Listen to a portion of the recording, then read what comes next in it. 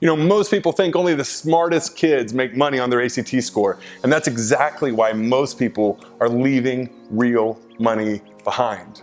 My name is Mark Treese, and I'm the CEO here at Torch Prep. One of the reasons we started Torch Prep was to help every family get into college and get money for their school. What most people don't know is a little secret called merit-based scholarships. Traditional scholarships are highly competitive. You gotta write essays and get references, and who the heck knows how to get them? There's these websites, they take forever to navigate.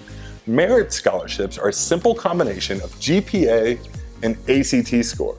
So Torch Prep did a research project a couple years ago, and the documentation is below, where you can actually see where your ACT score is with a strong GPA and the correlated dollar amount to that score.